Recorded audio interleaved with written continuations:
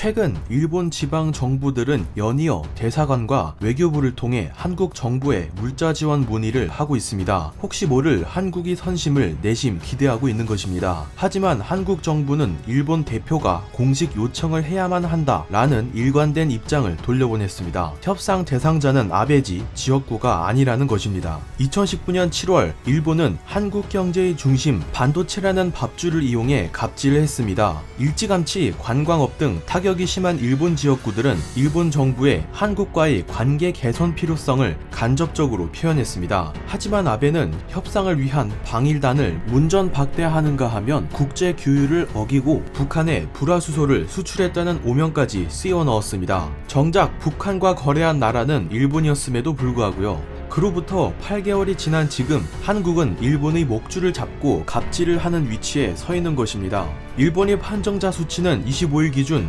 12,863명으로 3월 도쿄 클러스터 형성 이후 초단기간 만에 한국을 압도적으로 앞질렀는데요. 도무지 상황이 종잡을 수 없어지자 4월 들어 일본 지식인들이 소신 발언이 잇따라 쏟아지고 있습니다. 마스조의 요이치 전 도쿄도지사는 연일 한국식 키트 테스팅을 늘려야 한다고 주장했지만 일본의 움직임은 둔하다. 불충분한 테스팅으로 나오지 않았을 뿐 실제로는 0을 더 붙여야 하는 실상일 것이다 라고 말했으며 오사카 대학 과학산업연구소 다나카 시니초로 박사는 라인 앱을 통한 설문을 분석한 자료를 토대로 일본은 추적 테스팅이 적극 이루어지지 않아 1만 명 정도의 오차 범위를 고려하면 실제 판정 대상은 7.5배 이상이 될 것이다 라는 연구 논문을 공개했습니다. 니시우라 히로시 홋카이도 대학 교수는 사회 분위기로 인해 사람들이 테스팅을 꺼리면서 일부 지역에서 그래프가 정체되는 경향을 보이고 있는데 현재 확인된 판정 수는 빙산의 일각이며 실제 판정 대상자 수는 현재 확인된 수치의 10배라고 주장했는데요. 도쿄신문에 따르면 3월 셋째 주 판정 비율은 32%였지만 4월에는 63%로 증가하면서 시간이 지날수록 파악하기 더 힘들어질 것이라고 경고하기도 했습니다. 25일 아사히 신문은 아베 행정부를 향해 세계 표준으로 인정받는 한국의 테스트 및 관리 체계를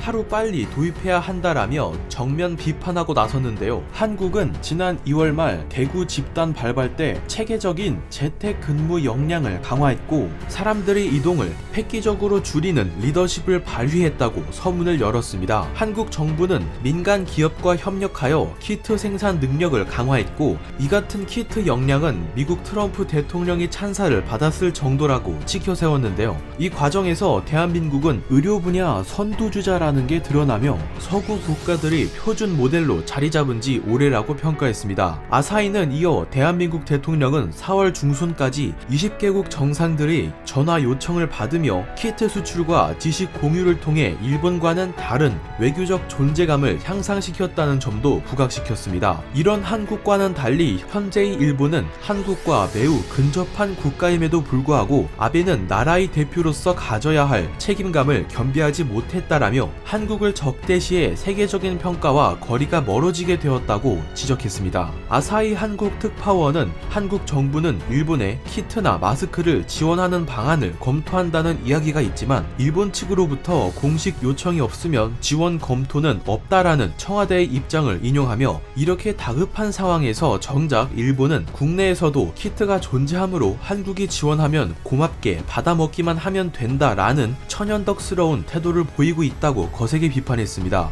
아사히는 한일 정상 간의 전화회담조차 이루어지지 않은 점도 꼬집었습니다. 사학 스캔들, 벚꽃 스캔들, 골판지 스캔들 같이 사익을 위한 일에는 적극 나서면서 정작 국가 기반을 유지하는 사업에는 관심조차 두지 않는다는 것입니다.